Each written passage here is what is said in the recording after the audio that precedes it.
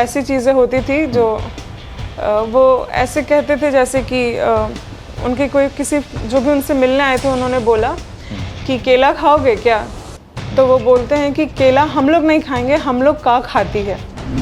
और at the same time पीछे से दबे पाँव आते थे और मेरे स्ट्रैप्स पे टच कर देते थे। स्ट्रैप्स पे ही रखते थे, कहीं इधर उधर हाथ नहीं जाता था उनका, सिर्फ स्ट्रैप्स पे टच करते थे। लड़कियों के शरीर पर कहीं भी वो हाथ रखने की इजाजत उसको मिल जाएगी? में आके खड़े हुए और हमको बताने लगे इस जूम मीटिंग में क्या करना है। फिर उन्होंने अपने एल्बो से मेरे ब्रेस्ट पे टच किया। हम लैपटॉप के माउस पे अपना हाथ रखे हुए थे, उसके बाद वो अपना हाथ मेरे हाथ पे रख दिए। 2 महीने तक ये सब होता रहा और आप बर्दाश्त करती रही? क्योंकि प्रिंसिपल सर ने मना किया था कुछ करने से। अब समझिए कि क्या कोई पॉलिटिकली मजबूत हो जाता है तो उसको ये इजाजत मिल जाती है लड़कियों को छेड़ने की? ये और घटना है कि जब सारे टीचर्स डिपार्टमेंट से चले गए थे और हमको वो नहीं जाने दे रहे थे, ये बोल के कि रुको ना थोड़ी देर और रुको ना, वो भी मेरा हाथ पकड़ के कह रहे थे थोड़ी देर और रुको। हाथ पकड़ के? हाथ पकड़। मजाक चल रहा है? पटना यूनिवर्सिटी और पटना कॉलेज में लड़कियों के साथ इस तरह से लंबे समय से ये कांड कर रहा है डॉक्टर उदय शंकर, और लोग कह रहे हैं कि बर्दाश्त कर लो क्योंकि करियर का मामला है। और मुख्यमंत्री सम्राट चौधरी ने तो ऐसे लोगों के लिए ऐलान ही कर दिया,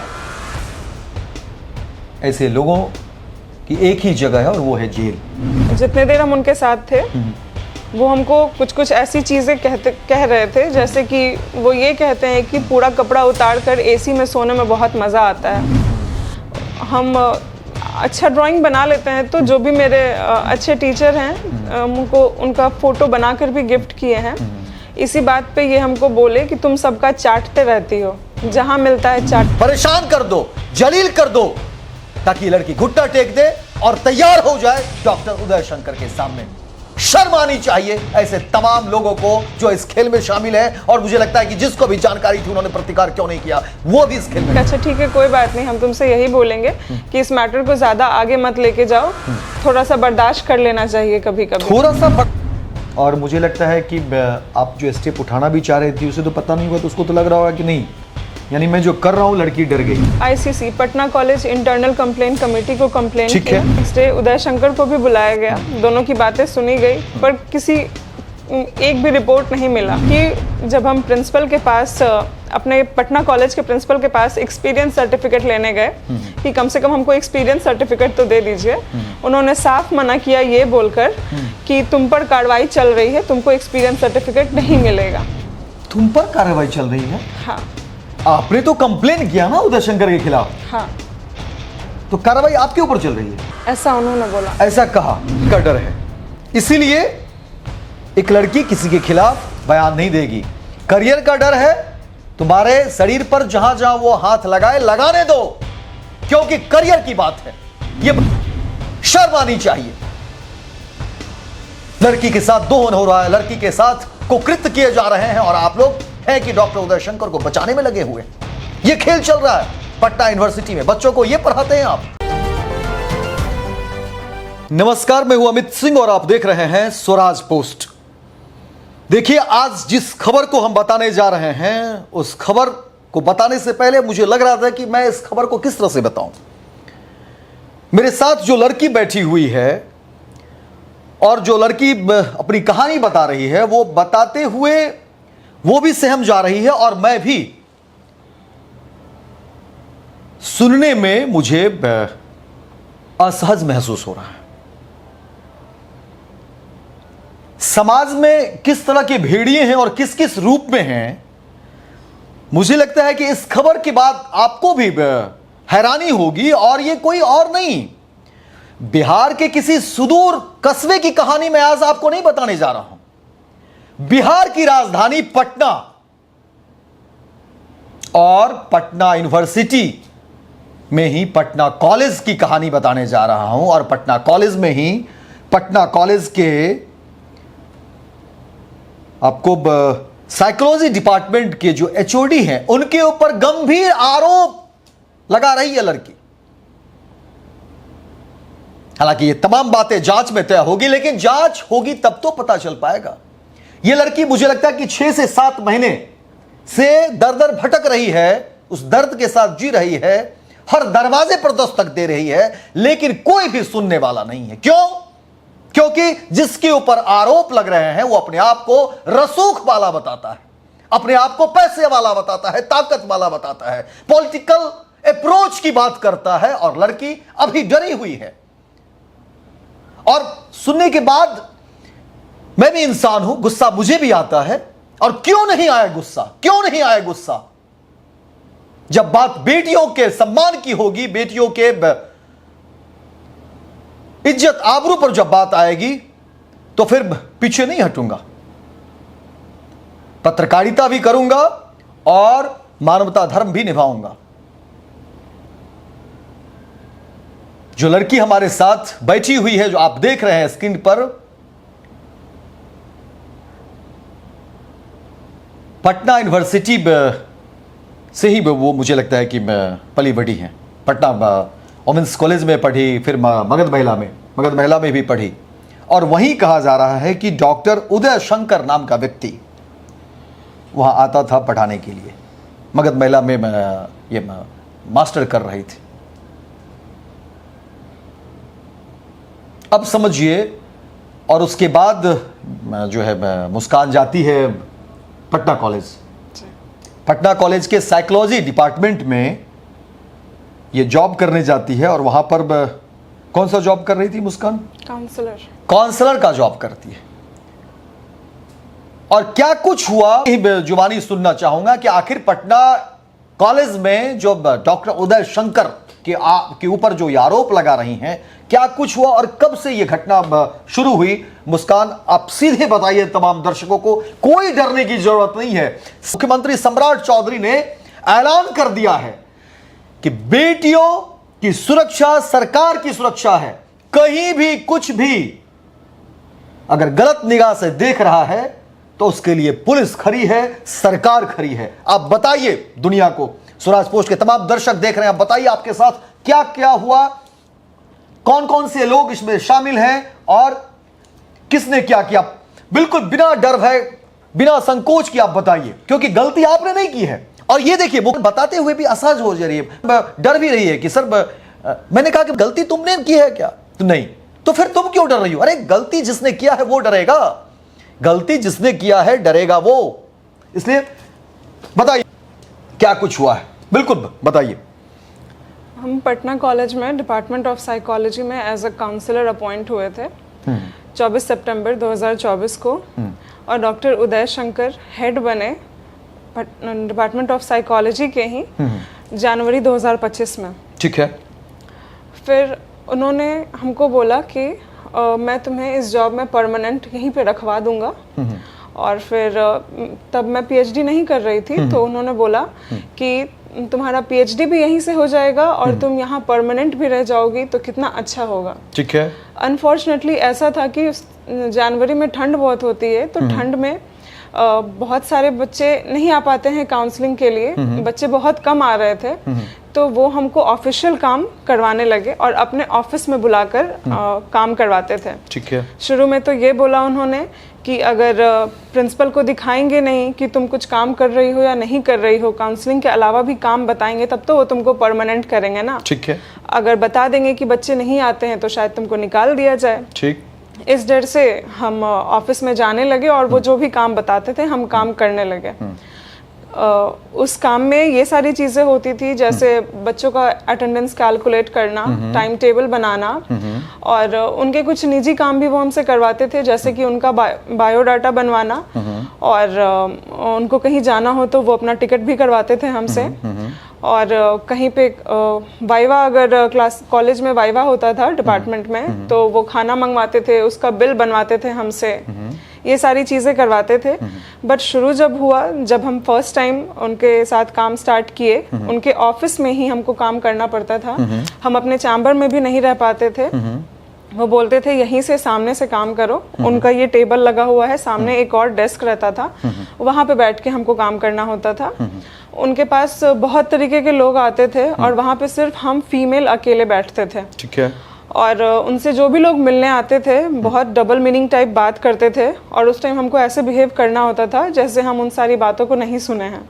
इस डबल मीनिंग में कुछ ऐसी चीज़ें होती थी जो वो ऐसे कहते थे जैसे कि उनके कोई किसी जो भी उनसे मिलने आए थे उन्होंने बोला कि केला खाओगे क्या, तो वो बोलते हैं कि केला हम लोग नहीं खाएंगे, हम लोग का खाती है, ऐसा वो बोले। तो हम इग्नोर किए, हम ऐसे बिहेव करते थे हमेशा जैसे हम कभी कुछ नहीं सुन रहे हैं। ठीक है। वो हमको बोलते थे कि सामने वाले ड्रॉर से, सामने वाले अलमीरा से कुछ चीज़ें निकाल के ले आओ, जैसे कि कोई आंसर शीट हो गया, कभी पेन, कभी डस्टर, कभी चौक, कभी मार्कर, ऐसा निकाल के लाने को बोलते थे। और एट द सेम टाइम पीछे से दबे पांव आते थे और मेरे स्टाफ्स पे टच कर देते थे, मेरे स्टाफ्स पे ऐसे हाथ रखते थे और ऐसे बिहेव करते थे जैसे कुछ नहीं हुआ। ठीक है। क्योंकि वो हमको मेरे मास्टर्स में पढ़ाए हैं तो हमको यकीन नहीं होता था कि वो ऐसा कर रहे हैं, हम खुद ही मान लेते थे कि उनसे गलती से हो गया। ठीक है। ये पहली बार जब घटना हुई तब की बात है।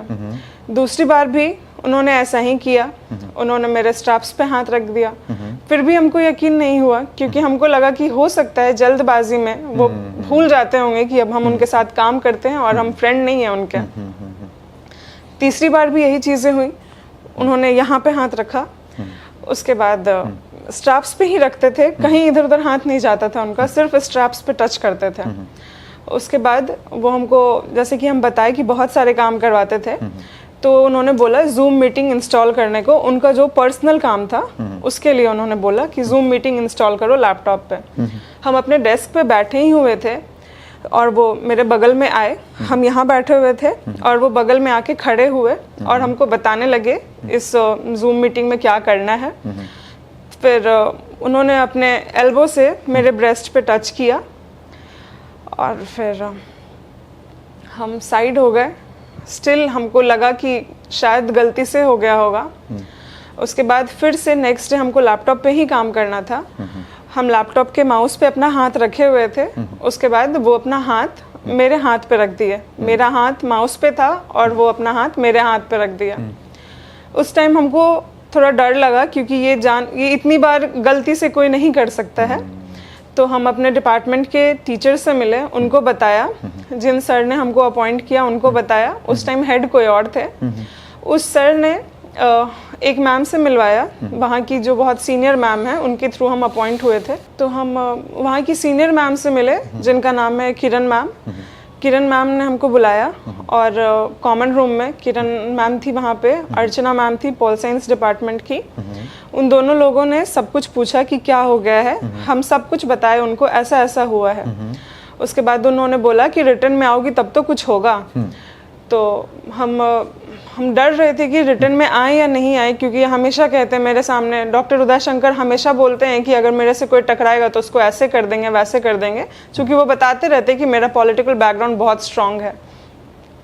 अनफॉर्चुनेटली जब किरण मैम से हम बात करके निकले तो फिर संजय सर जो उस टाइम प्रिंसिपल थे, संजय सर वहाँ पे दिखे और किरण मैम ने फिर वापस हम किरण मैम, अर्चना मैम और संजय सर वापस से कॉमन रूम में गए और कॉमन रूम में हम वापस से सर को सब कुछ बताए, प्रिंसिपल सर को। प्रिंसिपल सर ने बोला कि तुम अभी कोई स्टेप नहीं लेना इसके अगेंस्ट, तुम चुपचाप अपना काम करती रहो, क्योंकि उनका टेन्योर खत्म होने वाला था अब। उसके बाद हम कुछ भी नहीं बोले, हम चुप हो गए। 2 महीने तक हम वापस से सब कुछ बर्दाश्त करने लगे। 2 महीने तक ये सब होता रहा और आप बर्दाश्त करती रही? क्योंकि प्रिंसिपल सर ने मना किया था कुछ करने से। तकलीफ तो होती हो? बहुत। क्योंकि 2 महीने तक वो तो रुक नहीं रहा होगा। नहीं। और मुझे लगता है कि आप जो स्टेप उठाना भी चाह रही थी उसे तो पता नहीं हुआ, तो उसको तो लग रहा होगा कि नहीं, यानी मैं जो कर रहा हूं लड़की डर गई है, एक्सेप्टेबल है। ठीक है, फिर क्या हुआ? फिर मैं समझ सकता हूं। ये देखिए, हम किस समाज में रह रहे हैं।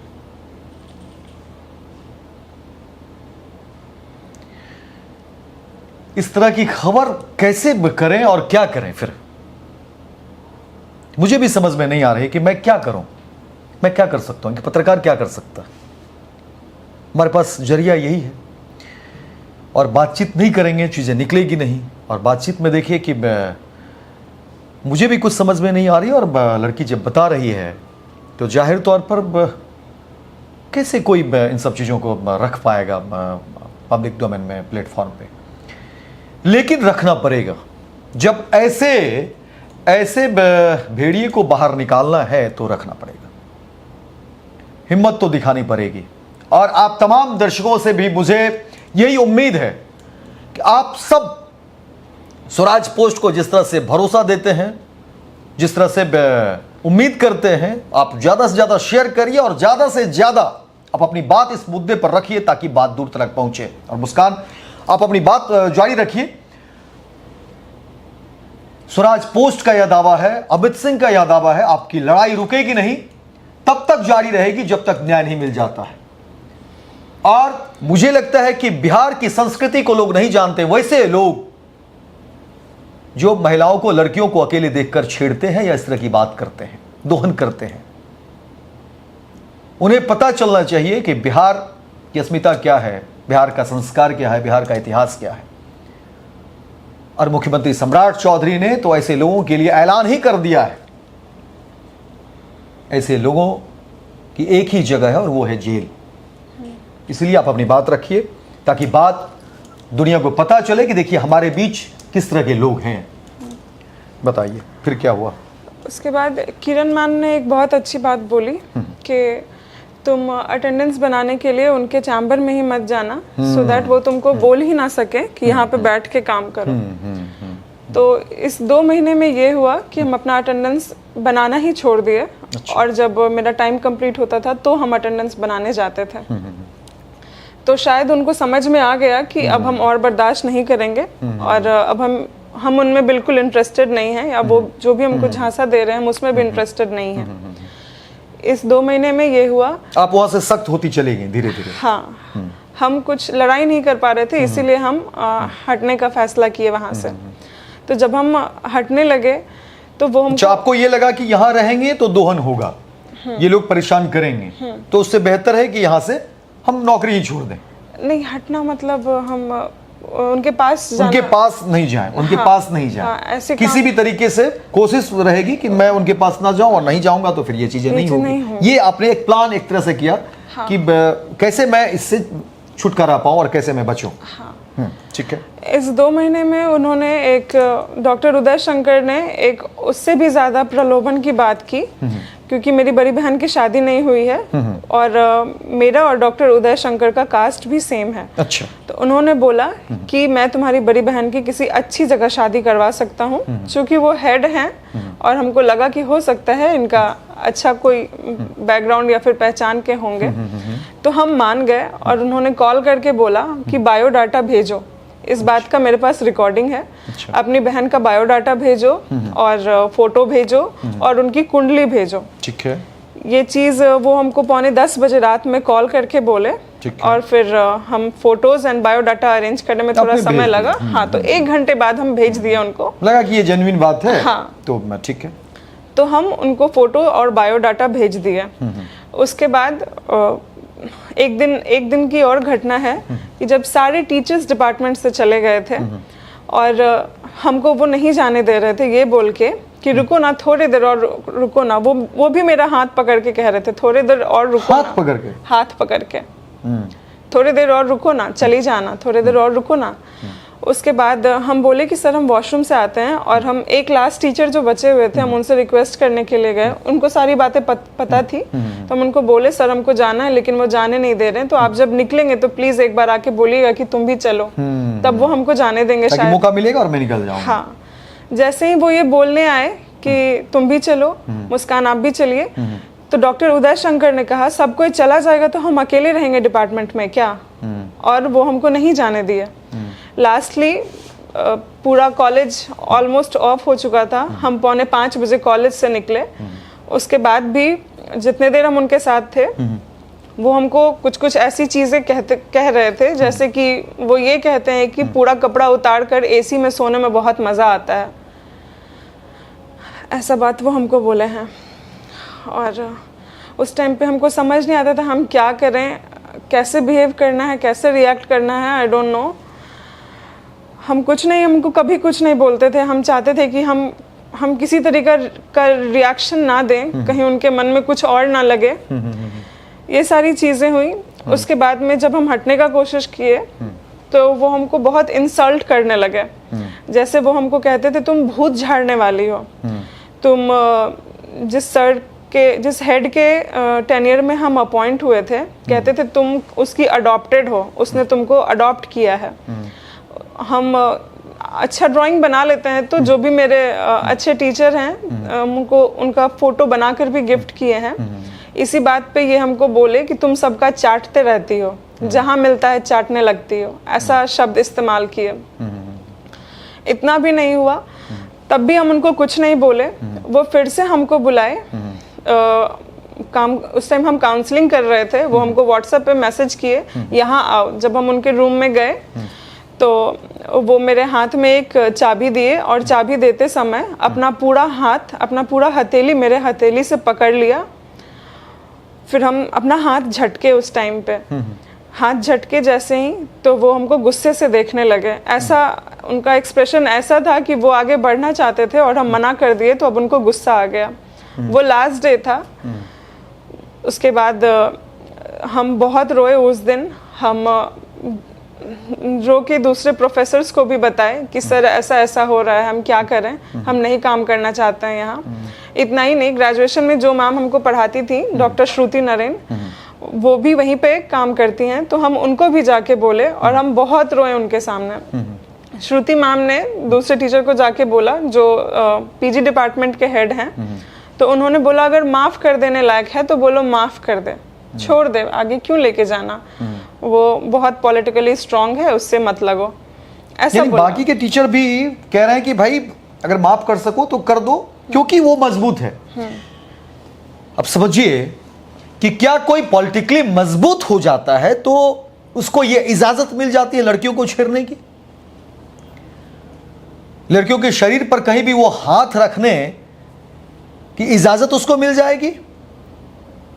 हैरानी होती है ये क्या हो रहा है पटना यूनिवर्सिटी और पटना कॉलेज में की जो ये खबर आप बता रहे हैं, मैं हैरान हूं और मुझे लगता है कि तमाम दर्शक भी हैरान होंगे। और फिर कैसे कोई बच्चा कॉलेज जाएगी अगर ऐसे कॉलेज में हैं लोग, तो फिर कैसे जाएंगी बच्चियां भाई, किस भरोसे जाएगी बच्चियां जब आप वहां पर एज ए एम्प्लॉय हैं और इतने लोगों को पता है कि आपके साथ किस तरह से वो बिहेव कर रहा है, फिर भी लोग कह रहे हैं ये कैसा डर है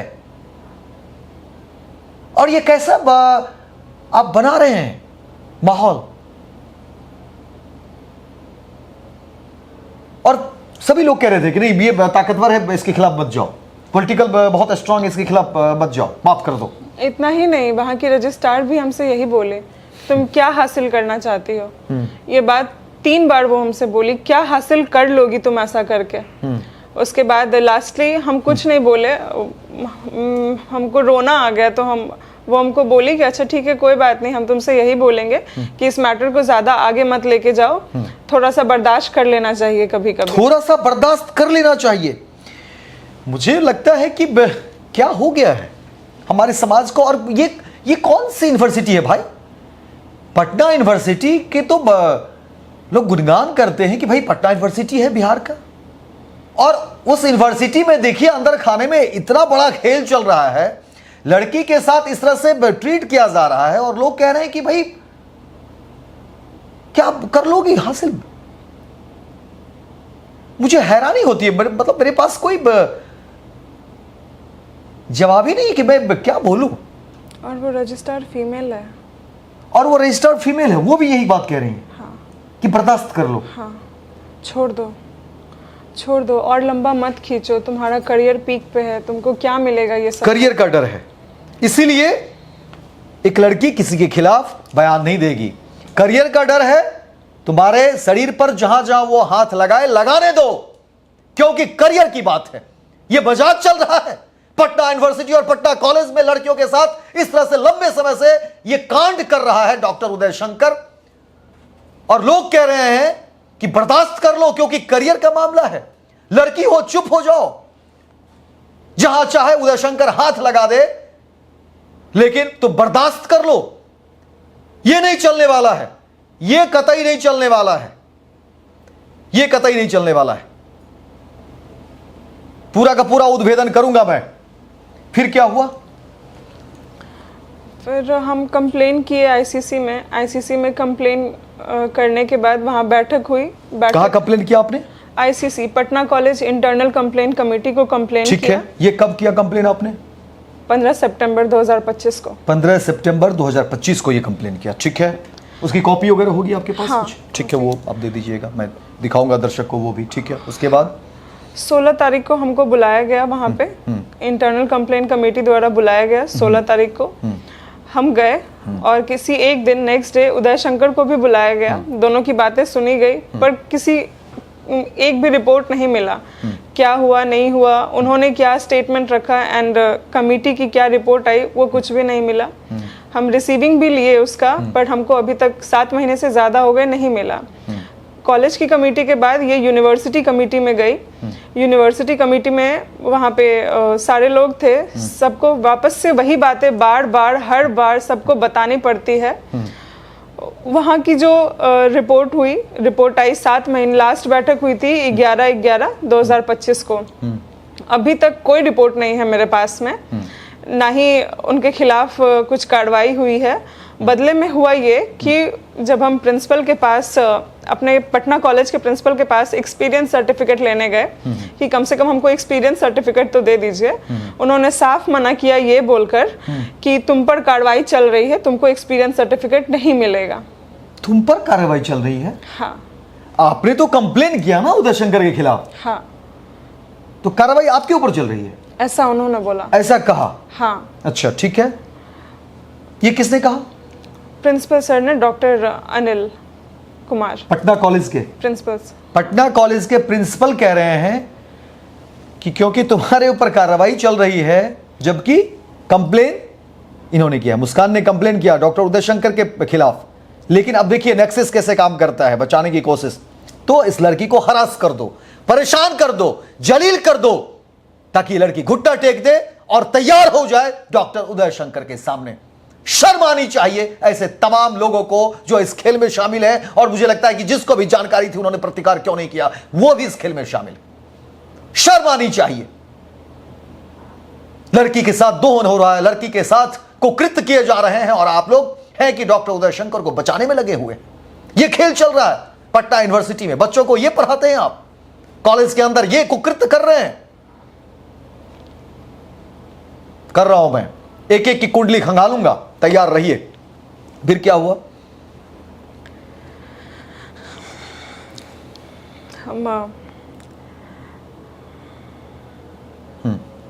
फिर कहा कि हम ये नहीं देंगे तुम्हारे खिलाफ जो है। उस दिन वो हमको 4.5 घंटा वहीं पे बैठा के रखे। 4.5 घंटा बैठा के भी रखा? हाँ। ठीक है। फर्स्ट टाइम में भी नहीं बोले कि नहीं देंगे, 1 घंटे के बाद भी नहीं, 2 घंटे के बाद भी नहीं। जब पूरा कॉलेज ऑफ हो गया तो वो लास्टली बस एक बात बोले कि नहीं देंगे। ये बात वो हमको शुरू में ही बोल देते, हम कम से कम 4.5 घंटे बैठते तो नहीं बैठते। मतलब यानी कि वो किसी तरह से हराश कर दें, लड़की को परेशान कर दें। ठीक है, ये समझ रहे हैं मुस्कान, कोई बात नहीं, कोई बात नहीं, हम समझ रहे हैं। इतना ही नहीं, प्रिंसिपल सर ने, कॉलेज ने उस आरोपी डॉक्टर उदय शंकर को कॉलेज का प्रॉक्टर बना दिया गया। उसके बाद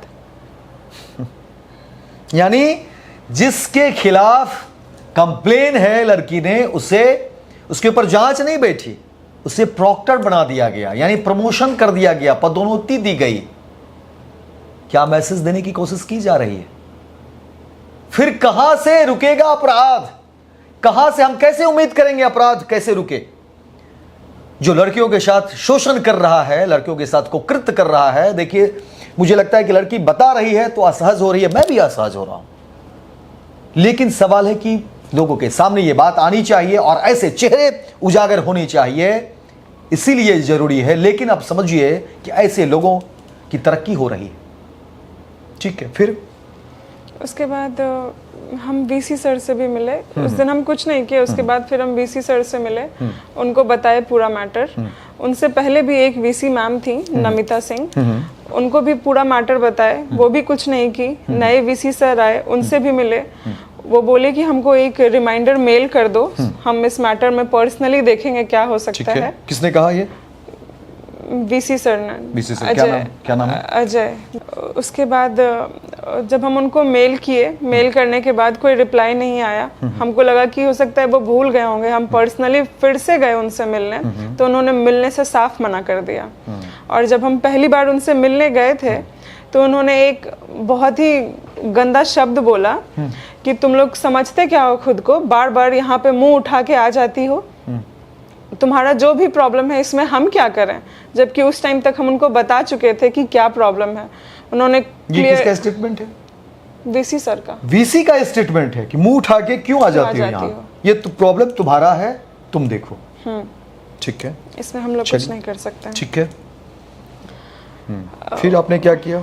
उसके बाद आईसीसी में जब कार्रवाई चल ही रही थी, उसी टाइम उदय शंकर ने हमको लीगल नोटिस भेजा डिफेमेशन का, जिसमें ये लिखा है कि हम उनसे शादी करना चाहते थे और क्योंकि वो मना कर दिए इसलिए हम उनके अगेंस्ट ऐसा कुछ कंप्लेन किए हैं। समझिए कैसे कोई लड़की अपने लिए लड़ाई लड़ पाएगी।